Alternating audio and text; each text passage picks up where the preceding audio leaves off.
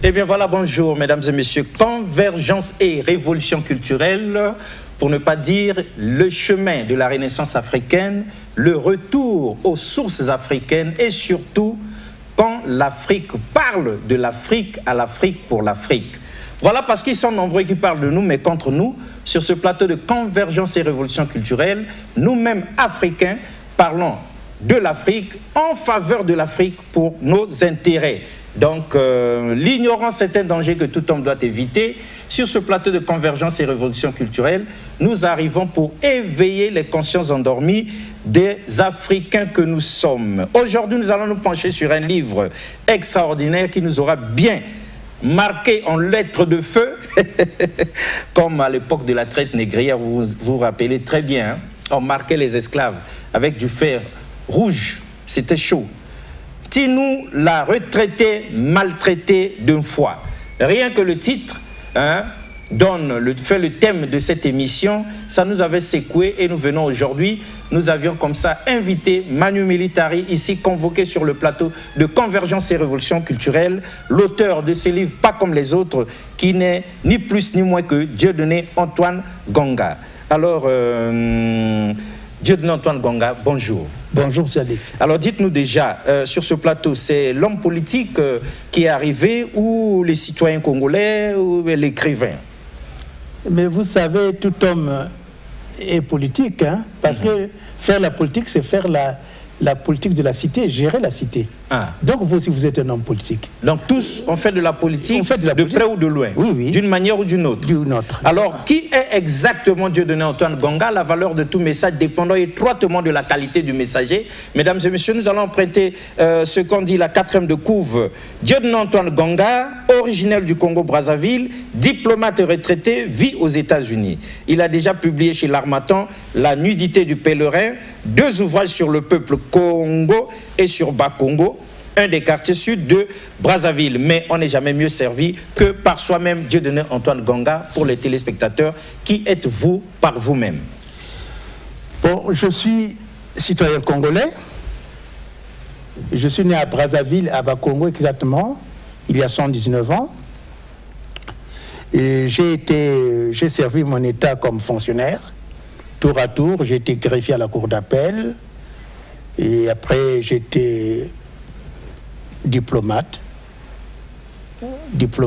comme attaché en Allemagne, secrétaire à Moscou, et finalement comme ambassadeur au niveau d'Addis Abeba, auprès de l'UA, d'où j'ai ramené le FESPAM ici, et puis aux États-Unis, au Canada. Et quand j'étais à Addis Abeba, j'étais aussi accrédité à Djibouti, en Tanzanie et à Nairobi. J'ai été le premier ambassadeur congolais à Nairobi. Très bien. Alors, première question qui nous brûle les lèvres, mesdames et messieurs, est-ce que Dieudonné Antoine Gonga n'est pas mandaté sur ce plateau par le collectif des retraités du Congo ou bien quelque chose dans le genre? Vous n'êtes pas mandaté par quelqu'un? Non, M. Alexis, tout d'abord, je ne le connais pas. Non, mais en toute franchise. En toute franchise, non. Non, je suis venu parce que j'ai répondu à votre invitation, parce que vous vouliez qu'on parle de ce livre-là. Ah oui, justement, ça nous a marqué et nous vous avions invité. Et en tant que retraité, bon, je viens parler de nos problèmes, c'est tout. Très bien. Vous connaissez l'émission L'Homme et son temps, cette émission mythique et emblématique de d'IRTV.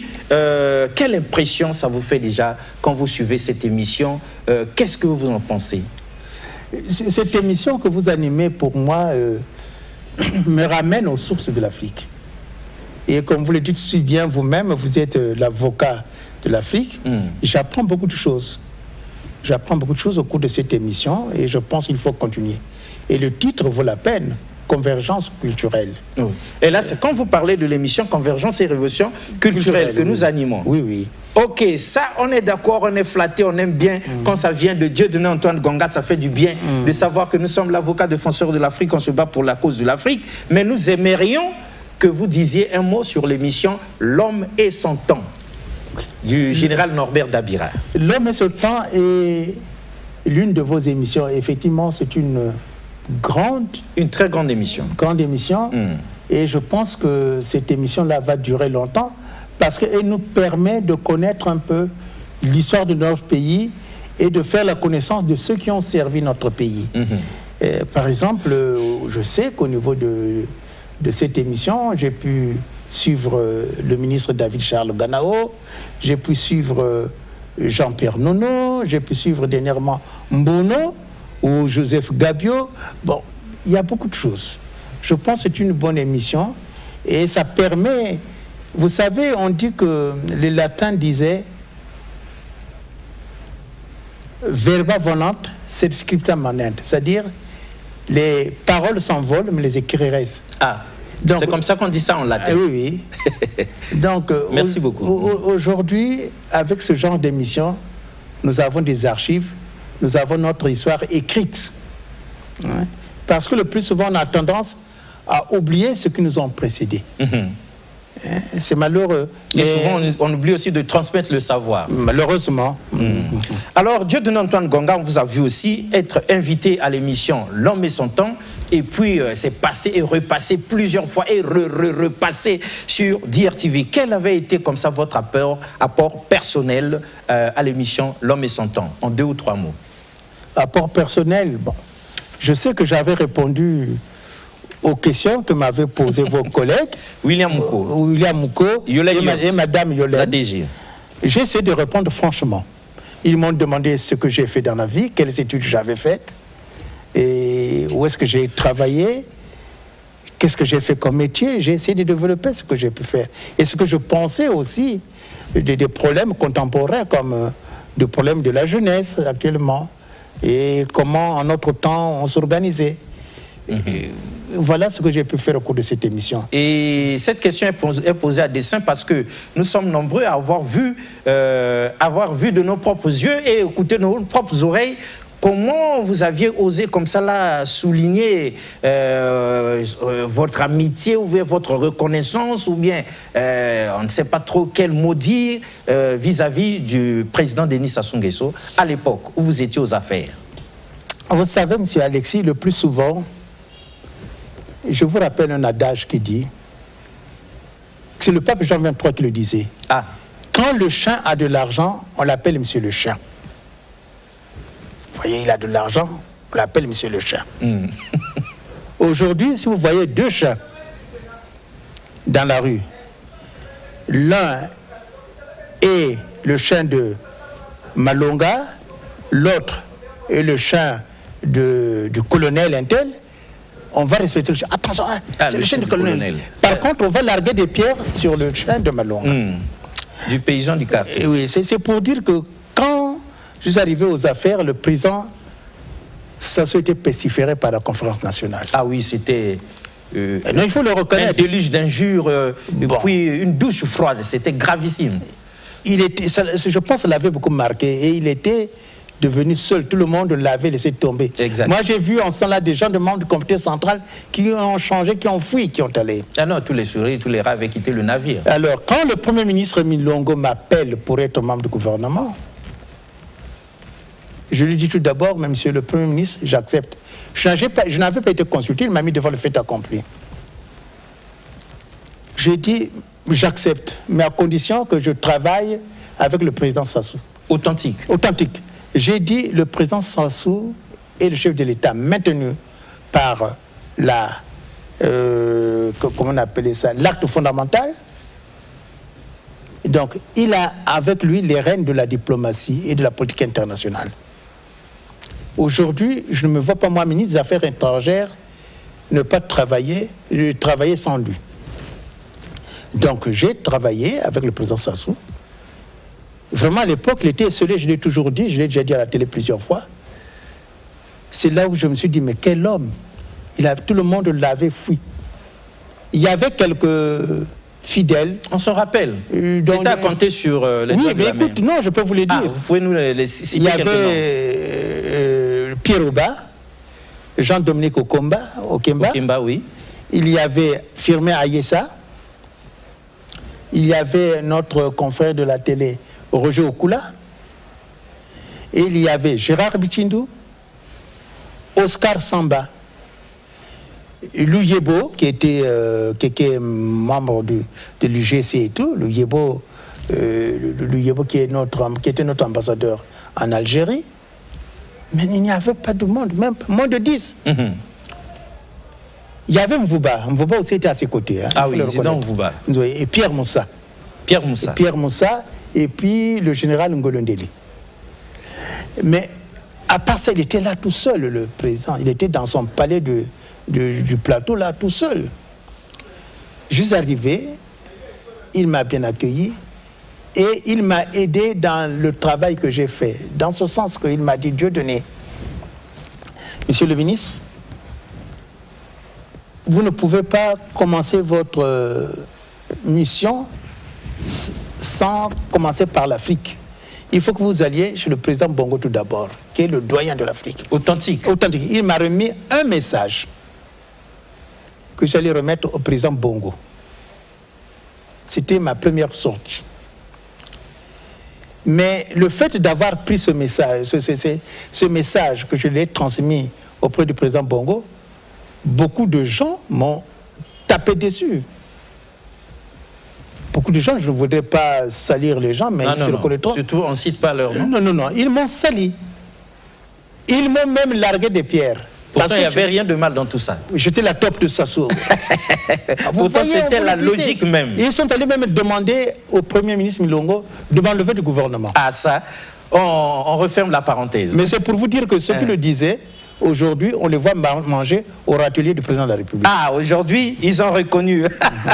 C'est ça, l'homme. Mesdames et messieurs, nous avions dit tout ça parce que la valeur de tout message dépend étroitement de la qualité du messager. C'est quand on sait qui on a en face de soi qu'on comprend mieux son message. Cela dit, Tinou, la retraitée maltraitée d'une fois, c'est ce livre, nous l'avions eu. Et nous l'avions parcouru, nous avions été marqués, hein, c'est du lourd. Et donc nous avions évoqué sur ce plateau, donc Dieudonné Antoine Gonga, il est vraisemblablement, on peut le dire littéralement, sur le banc des accusés pour nous donner des explications qui tiennent debout. Alors, Dieudonné Antoine Gonga, Tinou la retraitée maltraitée d'une fois, c'est pas votre unique livre, certainement vous en avez écrit d'autres. Oh, j'en ai écrit 12. Le dernier s'appelle les lettres, les épîtres congolaises. Les épîtres congolaises. Et là, j'ai un autre roman en chantier, La supplique de Touko. Bon, ça prendra du temps. Ah. Mais j'ai déjà écrit 13 ouvrages. Dans la leçon de grammaire. Dans la leçon de grammaire et dans Cri du cœur pour la jeunesse et le plan Marshall pour le poule. Plan Marshall pour le poule. Oui. On en avait parlé même sur ce plateau. Si. Donc, point n'est besoin qu'on revienne sur ça, mais vous conviendrez avec nous que ça avait choqué beaucoup de gens qui s'étaient interrogés et beaucoup de gens, ça avait aussi soulagé, qui avaient dit, voilà la problématique du poule a été posée sur la table en plein jour avec les mots qu'il faut pour dire les choses qu'il faut. N'est-ce pas qu'il y avait eu réaction des uns des autres? Ah oui, beaucoup de réactions. Bon, il y en a d'autres qui pensaient que j'étais régionaliste, tribaliste, mais vous savez, la charité bien ordonnée commence par soi-même. Si moi qui suis fils du poule, je ne parle pas des problèmes qui nous concernent, qui d'autre viendra en parler? Ah non, il ne faut pas attendre que quelqu'un sorte d'une autre contrée. Il y a d'autres qui pensaient que c'est pas mon affaire. Tu sais, vous savez, M. Alexis, dans nos départements, il y a des gens qui croient que les départements leur appartiennent. Ah oui. Ils sont des ayants droit de ces livres. Oui, donc, il n'y a que eux qui peuvent parler. Donc moi, je les ai dérangés en sorte. On connaît ça. Oui. Souvent qui détestent en vie. Alors, Tinou la retraitée maltraitée d'une fois, c'est ça qui nous a emmenés. Mais ici, Dieudonné Antoine Gonga, son langue de bois, Tinou la retraitée maltraitée d'une fois. C'est un titre ironique, moqueur, accusateur. D'où vient ce titre? Pourquoi ce titre? Vous savez, j'étais à l'époque en exil aux États-Unis. Je l'ai écrit aux États-Unis en 2012. Hein. Ah, 2012. Ça fait déjà 12 ans que je l'ai écrit. 2012 ou 2014, je ne sais pas exactement. Et j'avais beaucoup de courriers ou de coups de téléphone des gens qui étaient retraités, qui me disaient « Oh, vous savez, ça ne va pas ici, vraiment ça ne marche pas. J'ai même un ami, un collègue qui était magistrat procureur général. Procureur général, je ne dirais pas la cour, par souci de discrétion, qui m'avait dit, Dieu donné, c'est dur ici. C'est dur. De temps en temps, il faut penser à nous. Ça m'avait vraiment beaucoup marqué. Et j'ai même eu aussi des compatriotes, dont cet imaginaire Ntino, qui m'avait parlé des déboires qu'elle avait eu ici pour construire son dossier de retraite et tout. Et ça m'a fait réfléchir, ça m'a fait faire un tic. Parce qu'au niveau des États-Unis, quelqu'un, quand il est retraité, M. Alexis, nous sommes aujourd'hui le 20, je pense. Bon, vous demandez rendez-vous. Demain, venez nous voir à 7 h. À 7 h, vous allez au bureau qui s'occupe des retraités. Vous en sortez 1 heure après avec tous vos documents et on vous demande à quelle banque on va virer votre retraite et tout est fait. Or, ici, c'est des mois et des mois. Moi, je connais des gens ici qui n'ont toujours pas eu leur certificat de cessation de service, ou comment on appelle ça, certificat de cessation de paiement au niveau de la fonction publique. Je connais une personne. Je connais une personne qui a attendu 21 ans pour que son dossier soit constitué. 21 ans. 21 ans. Et jusqu'à ce jour, il attend d'avoir ses arriérages. Il ne les a pas toujours. Non, on n'exagère pas. Non. C'est du sérieux. C'est du sérieux, c'est du sérieux. 21 ans. 21 ans, c'est pas 21 mois. Hein. C'est 21 ans. 21 ans. L'État lui doit 21 ans d'arriérés. Est-ce qu'il les aura? Je ne sais pas. Je le connais, c'est un ami. Bon, combien d'années il lui reste? Je ne sais pas s'il les aura. Donc, il y a tous ces problèmes-là qui m'ont amené à écrire. Parce que pour moi, je pense qu'il était important de parler de ce problème, de toutes ces difficultés de retraités, pour que les uns et les autres sachent ce que le retraité congolais endure. Monsieur Alexis, je voudrais vous dire une chose. Le retraité qui attend sa pension, c'est son droit. Ce n'est pas une faveur de l'État. Oui, mais avant que vous développiez sur ça, avant que vous développiez, nous vous arrêtons parce que nous sommes comme des enquêteurs pour comprendre ce qui se passe exactement. Alors, on sait très bien que Dieudonné Antoine Gonga, vous aviez dit des choses et d'autres dans L'Homme et son temps. Ce n'est pas pour rien que nous avions évoqué cette émission. Vous aviez connu certainement les indépendances, la révolution, toutes ces choses-là. Vous avez vécu ça. Est-ce qu'on ne peut pas dire aujourd'hui, avant même que vous ne développiez, rien qu'en lisant Tinou, la retraitée maltraitée d'un foie, que vous êtes un réactionnaire? Réactionnaire par rapport à quoi? Vous vous rappelez bien l'époque de la Révolution. Oui, on vous épinglerait normalement de réactionnaire. Oui, est-ce que vous n'êtes pas un réactionnaire? Réactionnaire par rapport à la politique actuelle envers les retraités. Ah. Je suis réactionnaire. C'est un cri de révolte, ça. Ah oui, c'est un cri de révolte. Ah. C'est un appel à l'État pour que ces retraités-là ne soient pas malheureux, ne soient pas maltraités. C'est pourquoi je les appelle les maltraités. Très bien. C'est ça qu'on voulait positionner, mesdames et messieurs, pour que tout le monde comprenne. Alors, venons-en au titre, au livre, puisqu'on est sur le titre, Tinou, personnage principal. Mais ce nom-là, pourquoi? Il y a beaucoup d'autres noms, ça aurait pu être autre chose. Pourquoi Tinou? Parce que l'une des personnes qui m'avait parlé des difficultés des retraités s'appelle Tinou, cette dame-là. Ah, c'est pour lui rendre hommage? Oui, oui, lui rendre hommage. Très bien, foi. Une fois, c'est Brazzaville. Pourquoi parler de Brazzaville? Oui, mais Tinou l'a retraité de Brazzaville. Non, donc fois, je trouve que ça fait un peu spécial. Parce que peu de gens savent que une fois, c'est le premier nom de Brazzaville. Ah oui, c'est déjà aux oubliettes. L'un des noms de Brazzaville, c'était aussi Tandala, ou une fois. Bon. Hein, quelque chose comme ça, là. Oui, c'était Tandala. Tandala, nous entendons aujourd'hui. Oui, oui, c'est Tandala et fois. Une fois, les Batéké disaient qu'une fois, et les Bakongo qui venaient disaient Tandala. Ah, mais c'est magnifique. Alors, donc, entre Brazzaville et une fois, vous avez préféré une fois? Une fois, ça rappelle beaucoup de choses. Ça rappelle beaucoup de choses. Très bien. Alors, cela dit, dans le livre, Tinou s'en va à la retraite et il y a une fête, c'est joyeux, c'est bon, là, on organise quelque chose pour lui permettre d'aller se reposer vraiment à l'aise. Hein? Pourquoi cette scène-là vous a marqué? C'est parce que c'est tout le contraire ici? Mais oui, mais vous savez, M. Alexis. On vous voit venir avec votre livre, M. Alexis, vous savez, ailleurs, sous d'autres cieux, le départ à la retraite est un moment très joyeux. Parce qu'on va recouvrer sa liberté. On ne va plus se réveiller à 5 heures du matin. Il n'y a plus de contrainte de se réveiller, à 5 heures du matin, de faire la route, d'aller au boulot. On va s'occuper de sa famille. On pourra même se promener. Vous savez, dans d'autres pays, sous d'autres cieux, il y a ce qu'on appelle le ministère des loisirs. Et les retraités vont en excursion. Vous voyez, on les prend, ils vont en excursion. Ici, beau, par exemple, chez nous, on prendrait les retraités, on les amènerait au lac Bleu. Ce serait vraiment bien. Oui, aux chutes de la Flacari, aux chutes de Bella, aller jusqu'à Ouesso, leur remonter, faire des excursions. Ça change un peu leur état d'esprit. Exact. Donc la retraite devait être un moment de joie. Ce n'est pas un moment de peur. Aujourd'hui, le Congolais qui va à la retraite a peur. Il a peur des lendemains.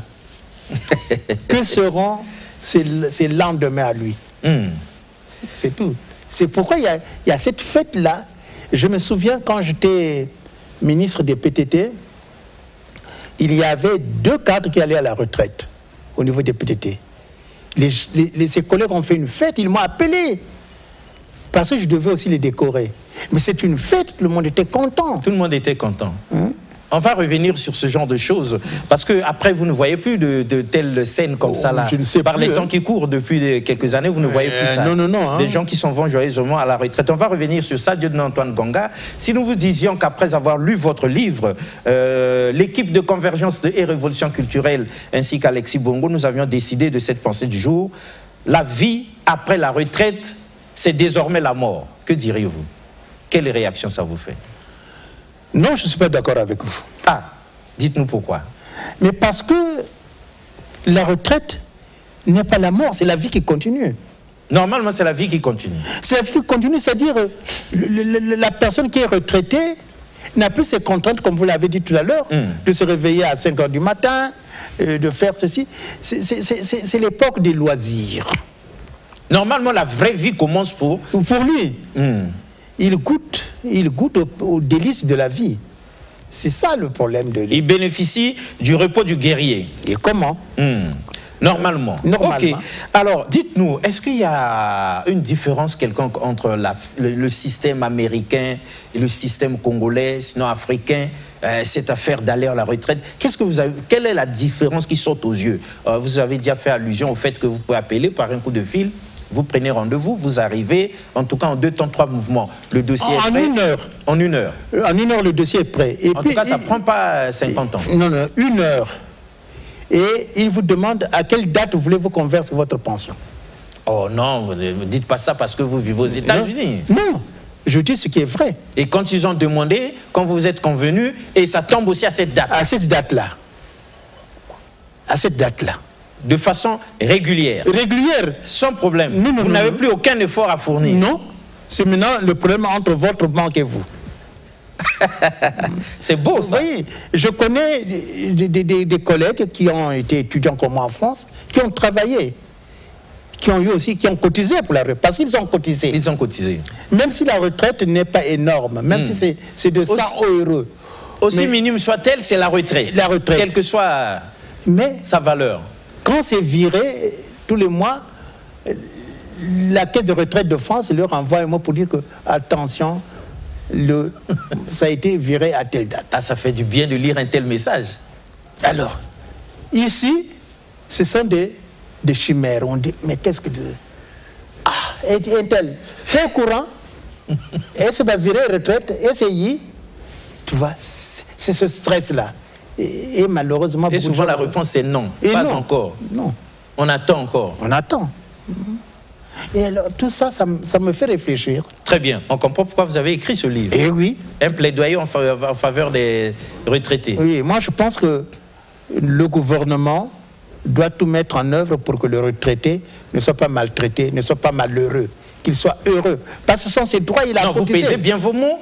que le retraité ne soit pas maltraité. Maltraité. Donc c'est une accusation. C'est une accusation. Vous accusez le gouvernement de maltraitance des retraités. Je ne mens pas. Voyez les gens là. Vous savez, quand vous allez à la caisse de retraite de fonctionnaires, vous les voyez. On les voit tout fatigués là, tout malheureux. Tout fatigués, tout malheureux. Ils attendent des heures et des heures. Ils sentent le pipi. Ils sentent le pipi. Ils sont crasseux. Jacques Brel avait chanté sur les vieux en disant que les vieux, les retraités sentent le thym, la lavande. Mais chez nous, ils ne sentent pas la lavande. Non, non, non. Vous les voyez là en train de baver. J'ai même écrit un article là-dessus. Et nous pensions qu'ils méritaient ce sort-là. Quand nous les voyions là. Nous pensions que voilà, c'est ça qu'ils méritent. Non, ils ne méritent pas ce sort, ils devaient être plus heureux. Explication.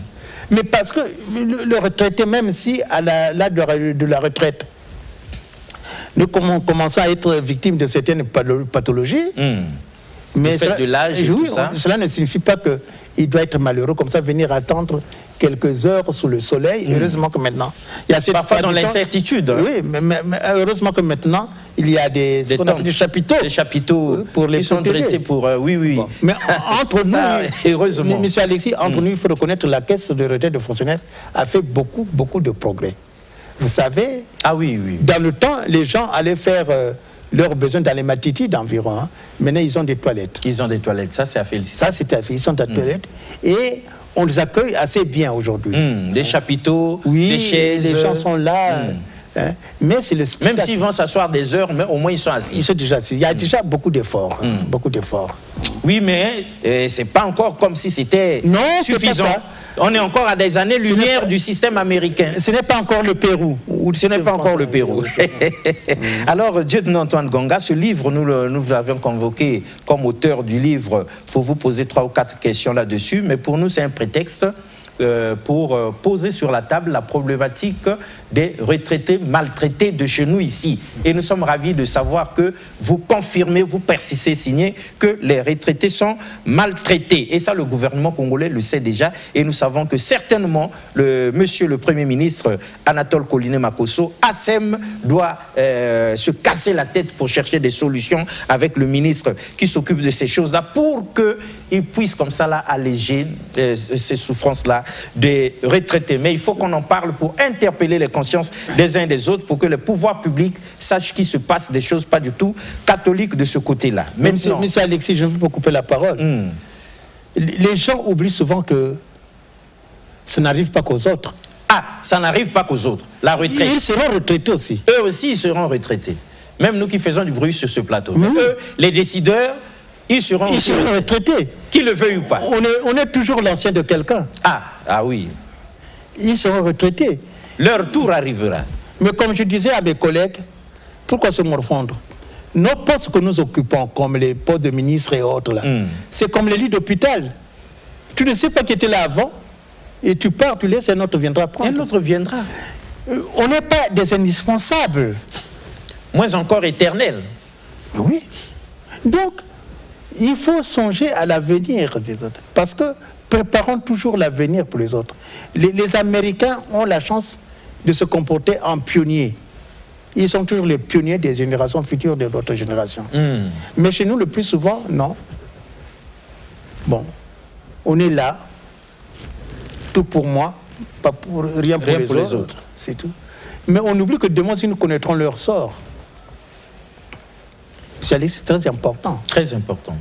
Aujourd'hui, moi qui vous parle, je suis retraité. Mais hier, je ne l'étais pas. Non. Il y a d'autres qui sont retraités, qui seront aussi retraités bientôt. Le gouvernement a fait quelque chose de positif, de bien. J'étais parmi là, au temps du gouvernement de la transition, on avait déjà amené la retraite à l'âge de 60 ans. J'avais signé déjà un texte dans ce sens-là, contre-signé parce qu'il y avait les autres. Mais c'est bien. Aux États-Unis, par exemple, quand vous avez votre retraite à 65 ans, les gens vous demandent si vous voulez travailler encore. Ah, on vous demande si vous voulez travailler encore. Oui. Yes, I can. Non, vous pouvez, ok, bon, continuez. Sinon, on vous dit, vous pouvez chercher du travail ailleurs, mais quand vous paiera votre salaire, il faudra le déclarer parce que là-bas, vous allez cotiser. Donc, cette cotisation viendra toujours s'ajouter sur ce que vous avez. Sur ce que vous percevez. Alors, c'est pour dire, monsieur Alexis, qu'aujourd'hui, le retraité doit être couvé comme on couve un bébé, doit être choyé. Il y a trop de stress. Beaucoup de retraités meurent de stress, d'AVC à cause de tout cela. Trop de soucis.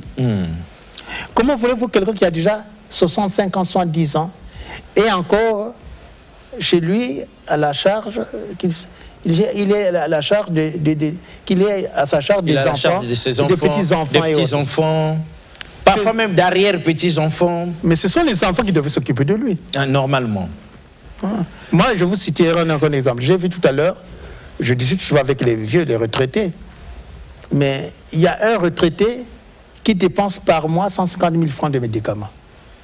150 000 francs. Depuis là, il n'a plus sa retraite, il n'a plus ses médicaments. Il a dit advienne que pourra. Il se contente de tisanes. Ça m'a fait beaucoup réfléchir. Et ça fait très mal. Ça fait très mal. Et demain, quand ce traité-là aura rendu l'âme, tout le monde viendra, des discours, on viendra faire des oraisons funèbres à la Bossuet, il était cela. Mais il a besoin de ça quand il était vivant. Ah oui, évidemment. On est fatigué des hommages à titre posthume et tout ça. Anthume, c'est mieux. Hein. À titre anthume, nous aimons. Alors, nous avions dit que c'est un prétexte que nous avions pris quand ce magnifique roman nous est tombé dans les mains pour que nous puissions aujourd'hui parler de la problématique des retraités du Congo et d'Afrique, parce qu'on ne peut pas parler du réveil de l'Afrique, du développement du continent, sans qu'on ne se penche sur la problématique des retraités. Parce que, comme on le dit si bien ici, comme Dieudonné Antoine Gonga nous le fait comprendre, les travailleurs d'aujourd'hui sont forcément les retraités de demain. Qu'ils le veuillent ou pas. Travailleurs aujourd'hui, mais retraités demain. Alors autant mieux préparer les choses en bonne et due forme pour ces retraités-là, parce que demain nous deviendrons retraités. Nous aurions pu décider aujourd'hui, en tant que travailleurs et décideurs, mandatés par l'État, pour préparer, faire le lit donc de ces retraités en bonne et due forme, pour qu'ils puissent se la couler douce lors de leurs derniers jours, et les dernières années qui leur restent à vivre sur la terre. Alors, pour que le commun de personnes, le commun de Congolais, d'Africains comprennent, c'est déjà quoi la retraite? Parce qu'on a l'impression qu'on nous recrute, nous arrivons, nous travaillons, nous gagnons de l'argent, mais on ne sait pas ce qu'est la retraite, on n'en a même pas conscience, et puis on est surpris, on est pris comme l'oiseau par le filet de l'oiseleur. Dites-nous, c'est quoi la retraite pour que nous comprenions? Même nous autres qui faisons du bruit sur le plateau de Convergence et Révolution culturelle, c'est sûr que demain, nous ne serons plus là. Alors, c'est quoi la retraite de façon simple, que tout le monde comprenne?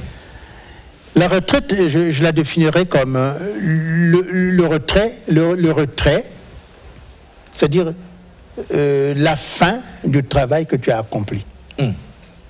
On se retire. Mais l'État sait que quand tu vas te retirer, tu ne vas plus travailler.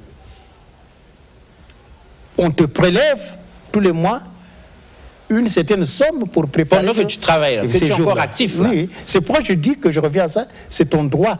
Ah, c'est un droit. C'est un droit, c'est pas une faveur de l'État. Ah non, donc c'est pas une faveur. C'est un droit de ces papas-là, ces vieux papas et ces vieilles mamans que nous voyons là. C'est un droit. Vous savez, j'ai été en URSS, mais on a vu des babouchkas, des vieilles personnes,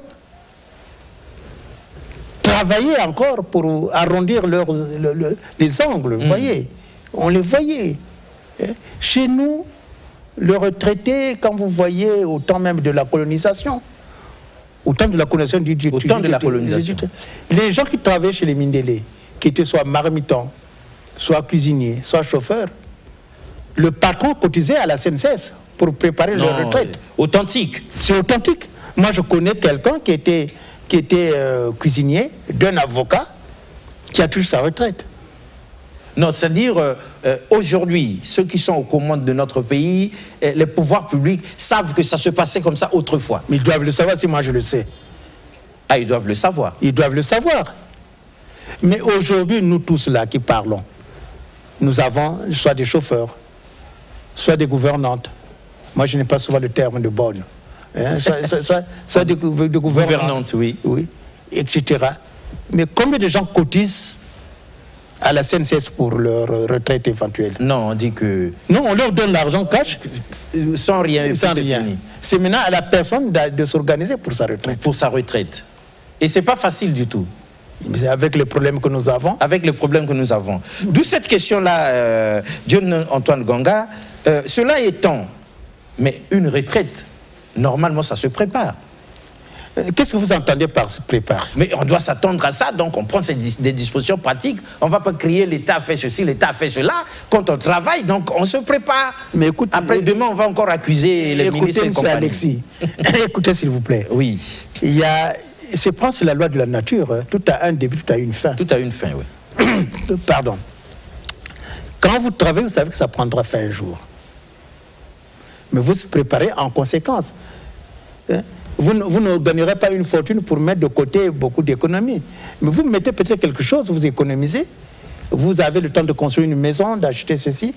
Mais il y a au moins ce que vous avez économisé d'office, qu'on vous retient, qui vous aidera dans les moments où vous n'aurez plus rien à faire. C'est ça, préparer la retraite. Qu'est-ce que vous entendez par préparer la retraite? Acheter des voitures, être commerçant? Donc quand on aura fait ça, on aura préparé sa retraite. Mais oui. Donc l'État n'a plus à nous demander d'autres sacrifices ou bien d'autres choses. Sauf s'il vous dit, venez d'être consultant dans tel bureau ou dans tel service. Ah là, ça c'est même pas un sacrifice, ça. On nous redonne encore l'occasion de... Oui, mais non, on vous demande, vous êtes retraité, on vous dit, venez faire ceci, on peut vous nommer DG quelque part, vous êtes retraité. Ce que parfois les jeunes ne comprennent pas, ou toujours on met des vieux, des croulants, on a besoin de leur expérience. Oui, mais est-ce qu'il y a encore une vie après la retraite? Quelqu'un est retraité, pourquoi on constate qu'il y en a qui sont normalement des retraités, mais qui continuent à travailler, ou bien d'autres qui sont allés à la retraite, mais on les rembauche quelque part. C'est comme s'il n'y a pas de jeunes dans le pays. Mais alors que 2024, c'est l'année de la jeunesse. Tous les vieux, à côté, place aux jeunes. Non, c'est bien beau, je suis jeune. J'ai écrit... Ça devrait être comme ça, normalement. Moi, j'avais écrit mon cri du cœur en 2022. 2022. Vous vous souvenez quand je suis par ricochet aujourd'hui, paf, 2024. Certainement que le président, le chef de l'État a dû être informé de tout ça. Mes vœux ont été exaucés. Exaucés. Nous pouvons dire Amen. Amen. Mais aujourd'hui, on a besoin aussi d'expérience de ces gens-là. De nous qui sommes là.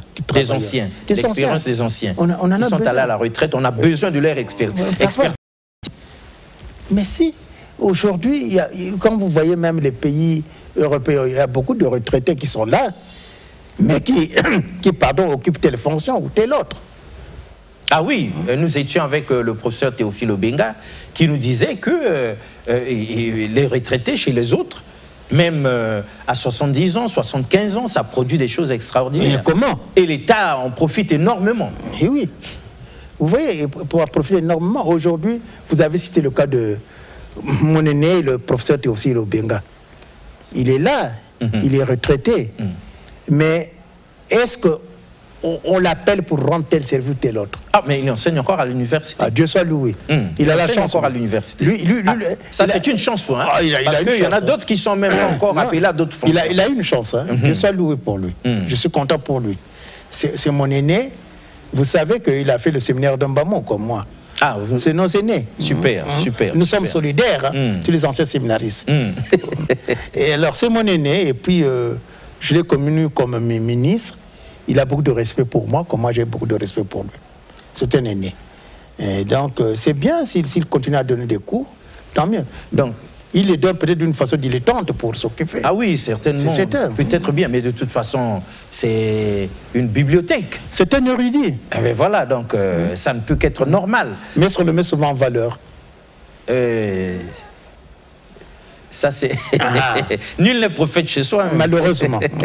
Nul n'est prophète chez soi-même. Donc, normalement, voilà une grande question. Donc, l'État, ainsi même que les jeunes qui aujourd'hui se bousculent à la porte d'entrée parce que 2024 est l'année de la jeunesse, donc et l'État, les pouvoirs publics, les décideurs, et les jeunes de l'autre, l'État d'un côté, les jeunes de l'autre, tout ce beau monde-là ne devrait normalement pas mépriser les retraités que nous voyons là. Mais pourquoi les mépriser? Moi, je suis très croyant. Nous pensions que c'est des has-been qui ne servent plus à rien. Non, je suis très croyant. On nous dit toujours, l'un des commandements de Dieu, tu honoreras ton père et ta mère. Amen. C'est tout. Il faut honorer nos vieux. Les encadrer, les encourager. Et le plus souvent chez nous, quand tu es vieux, tu es retraité, on t'affuble de l'étiquette de sorcier. Ah oui, ça c'est... Asandoki, Azaboyi. Toujours pas, non, je ne pense pas. Il faut qu'on ait beaucoup de respect pour nos vieux. Les encadrer, les écouter, leur rendre la vie facile, les quelques jours qu'il leur reste. Il faut les laisser finir dans la quiétude. Oui, mais on est d'accord avec vous, on reconnaît ça. Dieu a dit, honore ton père et ta mère, afin que tes jours se prolongent sur la terre que je t'ai donnée. Ça, nous aimons, puisque nous aimerions vivre longtemps, le plus longtemps possible, comme nos parents, comme nos grands-parents. On comprend tout ça, mais Dieu de Antoine Gonga, vous reconnaîtrez aussi, quand même, force vous est de reconnaître qu'il y a peut-être des dizaines ou des centaines de retraités qui sont restés en fonction, qui occupent des postes qui devraient revenir à d'autres personnes, sinon aux jeunes qui aujourd'hui deviennent retraités sans avoir même eu l'occasion de travailler. Bon, non, vous ne pouvez pas être retraité sans avoir eu à travailler. Non, des jeunes aujourd'hui qui sont vont à la retraite au chômage, donc il a l'âge d'aller au travail, on ne lui donne rien, il a 50, 60, 70 ans, il n'a pas travaillé, il est retraité maintenant sans avoir de pension, alors qu'il y a des retraités aussi, une bonne dizaine ou bien des dizaines, des centaines qui sont dans la machine étatique ou bien peut-être privée, mais qui se cramponnent là, qui ne veulent pas aller se reposer. Mais pourquoi vous n'aimez pas aller vous reposer, vous, les retraités du Congo, là? Entendons-nous. Les retraités qui refusent la retraite. Oui, mais nous aussi, les jeunes nous ont dit, posez-leur cette question-là. Vous utilisez une expression que je n'apprécie pas. Vous dites que des chômeurs qui vont à la retraite. Mais un chômeur ne peut pas aller à la retraite. Mais justement, il n'a pas travaillé. Mais vous avez condamné justement la jeunesse d'aujourd'hui à être ces chômeurs qui n'ont jamais travaillé et qui vont à la retraite sans pension. Ils ne bénéficient de rien. Ils n'ont jamais travaillé. Quittez les postes que vous occupez pour que les jeunes aient du boulot. Dites plutôt ces jeunes qui n'ont jamais travaillé, qui s'en vont, qui vont finir leur vie, qui vont dans la jeunesse, dans la vieillesse, sans avoir travaillé. Mais c'est d'eux que nous parlons. Ce n'est pas la retraite. Mais justement, travailler. Une retraite entre guillemets. En revanche, je suis d'accord avec vous. Moi, je pense que quelqu'un qui a été retraité, sa retraite arrive. Les jeunes nous ont dit ça. Sa retraite est arrivée, il faut qu'il cède le poste. Il va à la retraite. Mais ça n'empêche pas l'État de lui dire, écoute, j'ai besoin de tes services. Ce n'est pas tout le monde. Non, pas tout le monde. Si c'est tout le monde, les jeunes ne travailleront jamais. L'année 2024 ne sera jamais l'année de la jeunesse. Ils vont à la retraite et tout. Mais ce que nous demandons, que l'État fasse quelque chose pour que ces jeunes puissent travailler. Comment endiguer le chômage ici? Oui. Et ce que nous demandons aussi, comment peut-on rendre endiguer le chômage heureux? Endiguer le chômage, ça implique la création d'emplois. Ça, on sait. Mais puisqu'il y a aussi des postes qui sont déjà là, des emplois qui sont déjà là, mais occupés par des gens qui ont la phobie de la retraite. Mais quel poste? Dites-leur un mot, Antoine Gonga. Vous êtes allé en retraite, dites-leur aussi d'aller à la retraite. Les postes de la fonction publique. Vous parlez de postes, de postes à la fonction publique. Fonction publique. Mais en principe, d'après à ce que je sache, les gens, quand ils sont à la retraite, ils s'en vont, ils laissent les postes. Ils doivent aller. Ils vont à la retraite, ils ne se cramponnent pas. Donc s'ils se cramponnent, là c'est la faute de l'État. Mais justement, c'est de ça que les jeunes parlent. Parce que quand on vous préavise, vous avez 6 mois pour vous préparer. Après les 6 mois, vous partez au Kangi Bisaka Okei. Voilà. Donc là, c'est la faute de l'employeur qui est l'État. C'est tout. Bon, vous parlez des employeurs, mais c'est ce qu'on cherche. Qu'on ouvre des emplois pour les jeunes. Il n'est pas dit que tout le monde doit travailler dans la fonction publique. Non, même dans le privé. Le secteur privé doit être dynamique. Ça va pour donner des emplois. Le général Norbert Dabira a lancé DRTV et nous y travaillons et nous sommes bien. Mais je vous dirais une chose. Vous savez, dans un pays comme les États-Unis où les gens se moquent des fonctionnaires. Pour les fonctionnaires, bon, c'est un partisan de moindre effort. Il faut travailler dans le privé, innover, réfléchir à faire quelque chose. C'est tout. Donc nous aussi, il faut que nous cessons de croire que comme employeur, il n'y a que l'État. Mais laissons les autres promouvoir le travail, ouvrir des entreprises. Oui, c'est très important. Aujourd'hui, dans notre pays, il y avait beaucoup d'entreprises. On ne se pose pas la question pourquoi toutes ces entreprises se sont cassées la figure. Oui, il y avait l'OFNACOM, l'ONCPIA, Wilka, Chakona, l'ATC, Kinsundi, c'est Sotexco. Ah, Sotexco, oui. Vous voyez, pourquoi ces entreprises se sont cassées la figure. Aujourd'hui, on avait une grande entreprise, épine dorsale du pays. Le CFCO, qu'est-ce qu'il est devenu? Ah oui. L'ombre de lui-même, hein. Le CFCO ne vaut plus rien. Parce qu'on dit toujours ceci. Ils étaient fiers autrefois, ces cheminots-là. Mais comment? Ils ne valent plus rien. Les anciens nous ont légué tout cela. On n'a pas fructifié. Vous savez, mais les retraités de cheminots, est-ce qu'on s'occupe de... Je ne sais pas, je ne peux pas répondre à leur place. Mais vous savez qu'il y a un adage qui dit ceci. Il faut toujours fructifier l'héritage qu'on vous a légué. Ah, toujours fructifier l'héritage qu'on vous a légué. Malheureusement, nous détruisons tout. Ah, on détruit tout. On détruit tout. Mais vous savez, Lieutenant Antoine Gonga, ce que vous dites là, hein, y avait telle entreprise autrefois, ceci, cela, le CFCO, et tout ce beau monde-là. Nous, les jeunes d'aujourd'hui, ils trouvent que c'est une litanie que vous ramenez chaque fois. Ça ressemble maintenant à l'unique Coupe d'Afrique qu'on avait gagnée en 72. Et depuis là, rien. On a été même battu, écrasé là, 6-0, humilié complètement. Et depuis, heureusement que nous autres là, depuis le 4 buts à 2, pardon, nous ne parlions plus avec les Diables Rouges. Les Diables Rouges et Convergence et Révolution culturelle, on ne se parle plus et on est tranquille. Parce que il faudrait qu'on aille de l'avant. C'est quoi ce cinéma-là? Voilà, ça c'est une autre parenthèse. On vous rappellera un jour, peut-être que vous nous direz les bons moments que vous aviez passés avec les derbies étoiles du Congo, Diable Noir, les Diables Rouges. Ils ont quand même fait quelque chose à l'époque. On sait, il y a de grands noms comme des Bahamboula, Bemba, Jonas, Tostao. Vous en connaissez 2 ou 3 autres? Ils vous ont émerveillé. Il y avait le Koki Kopa. Ah. Hein, il y avait Mbono Sorcier. Ah oui. Il y avait Excellent. Il y avait Bikouri. Il y avait Machima. Ah oui, ces noms-là, on connaît. Il y avait à l'époque un grand joueur comme Mayala Larbi qui jouait dans la Lorraine. Hein, mais il y aurait pu avoir continuité. En tout cas, la parenthèse a été ouverte. On la referme, mais un jour sur ce plateau-là de Convergence et Révolution culturelle, nous vous promettons qu'on va se pencher sur la problématique des Diables Rouges du Congo. À ce moment, il y aura Donald Goma ici, Théodore Balossa et tous les autres. Et là, ils seront sur les bancs des accusés pour nous donner des explications. Parce qu'aujourd'hui, on nous avait commis à la surveillance du fleuve et nous y restons même après la Coupe d'Afrique. Et ce n'est pas normal. Voilà, c'est une digression, mais elle est d'importance, comme pour dire, Lieutenant Antoine Gonga, on va s'apprêter à chuter. Il nous reste moins d'un quart d'heure, mais on va en profiter au maximum. On voudrait dire ceci. On vous a entendu dire dans les coulisses, hein, lorsque nous bavardions dans les coulisses, que normalement, la retraite ne devrait pas faire peur à qui que ce soit. Mais, or, la jeunesse actuelle lit la peur dans les yeux des anciens quand l'heure de la retraite sonne. C'est dû à quoi? Pourquoi cette phobie de la retraite? Alors que vous avez dit, même dans le roman, mais c'était une cérémonie et c'était magnifique pour service rendu, tout le monde est content, bye bye, on se dit bon, gloire à Dieu et voilà, on passe à autre chose. Et c'est normalement le temps d'aller se reposer, d'être plus présent à la maison, de rattraper tous ces temps d'absence là où vous étiez porté disparu et pourquoi pas de s'occuper de madame, même si vous êtes au soir de votre vie, ça fait toujours du bien, tout ça. Mais pourquoi la phobie de la retraite au point où les jeunes lisent ça dans les yeux des anciens? Mais parce que ils voient les vieux sombrer, s'éteindre comme la flamme de la lampe.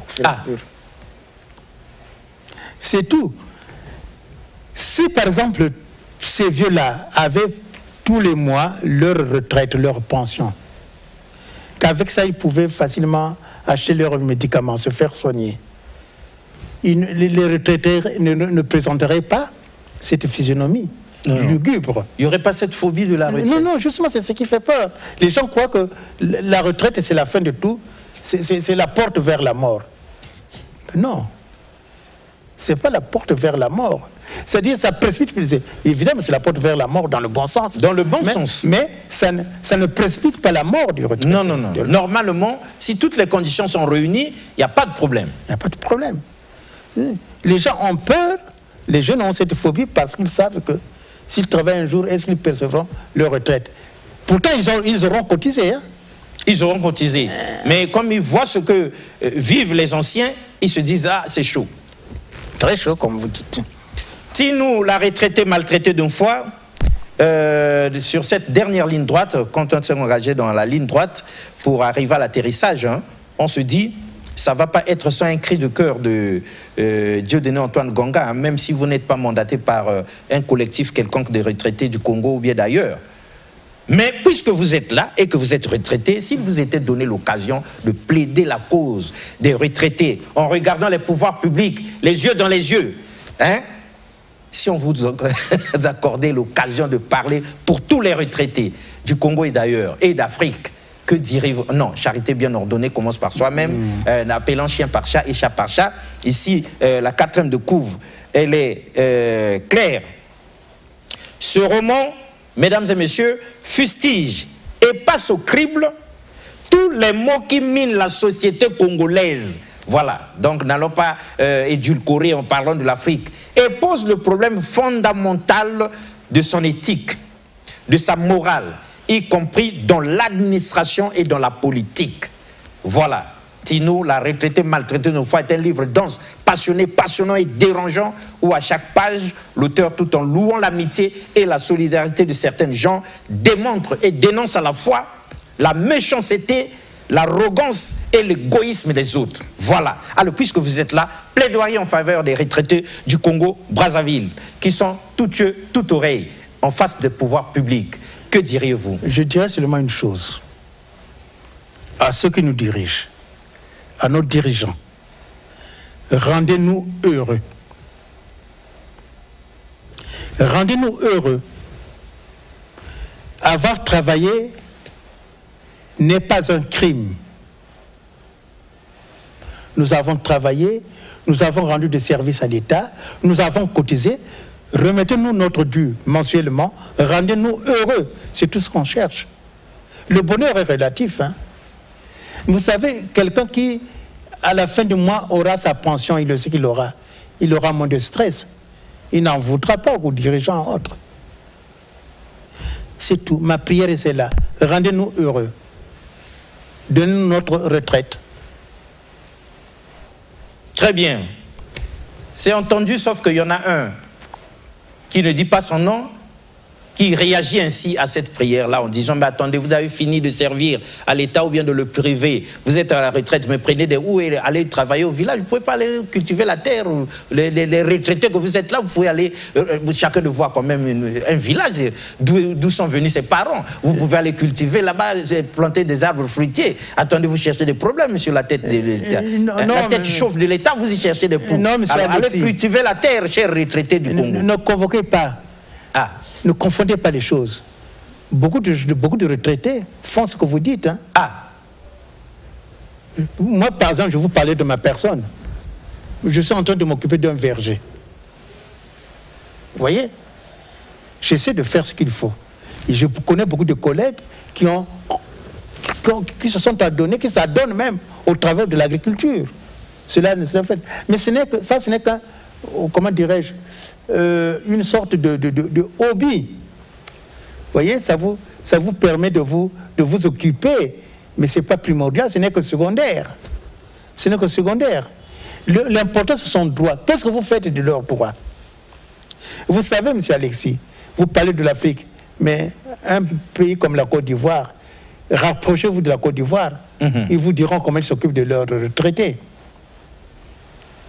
La Côte d'Ivoire. Ah oui, c'est l'un des exemples. Hein, ah. Où le retraité est bien... Certainement qu'en Afrique, il y en a d'autres aussi comme ça. Je ne sais pas, mais je parle de la Côte d'Ivoire. Mais la Côte d'Ivoire, vous êtes sûr? Ah oui, c'est un pays où le retraité est bien traité.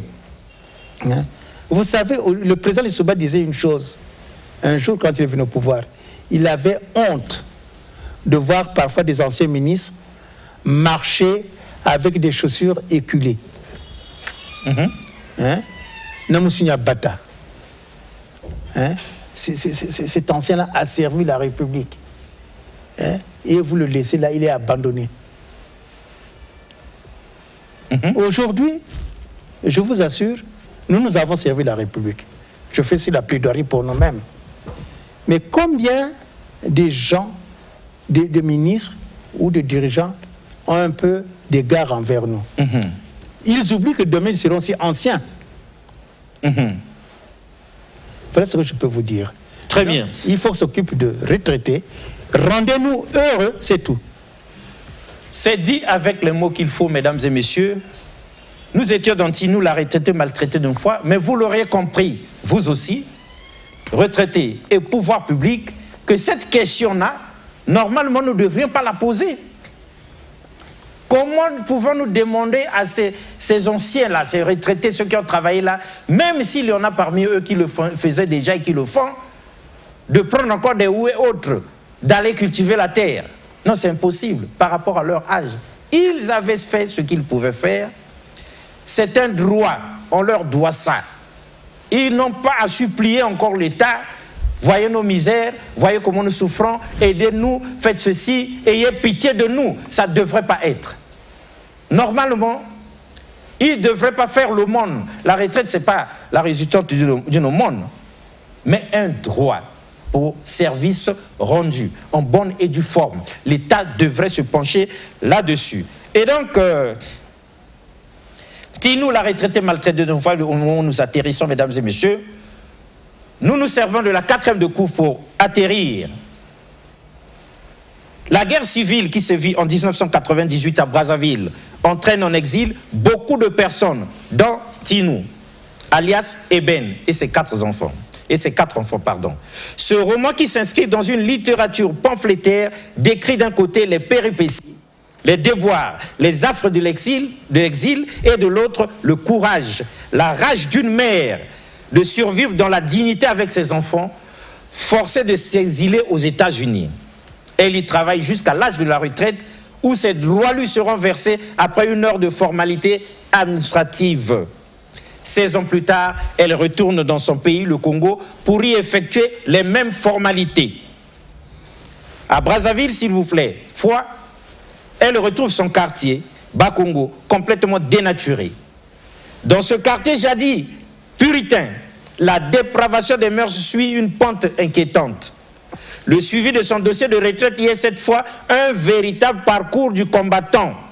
La panoplie de pièces administratives à fournir, l'inhumanité et l'indifférence frisant une hostilité sournoise des agents administratifs, la corruption, etc. Ce roman, s'il vous plaît, fustige et passe au crible tous les maux qui minent la société congolaise et posent le problème fondamental de son éthique, de sa morale, y compris dans l'administration et dans la politique. Tinou, la retraitée maltraitée d'une fois, est un livre dense, passionné, passionnant et dérangeant, où à chaque page, l'auteur, tout en louant l'amitié et la solidarité de certains gens, démontre et dénonce à la fois la méchanceté, l'arrogance et l'égoïsme des autres. Dieudonné Antoine Gonga, c'est de lui qu'il s'agit, originaire du Congo-Brazzaville, diplomate retraité, vit aux États-Unis. Il a déjà publié chez l'Harmattan La nudité du pèlerin, 2 ouvrages sur le peuple Congo et sur Bakongo, un des quartiers sud de Brazzaville. Pensée du jour, mesdames et messieurs, la vie après la retraite, c'est désormais, ici au Congo, la mort. Au revoir et à la prochaine. Merci beaucoup, une fois de plus. Merci.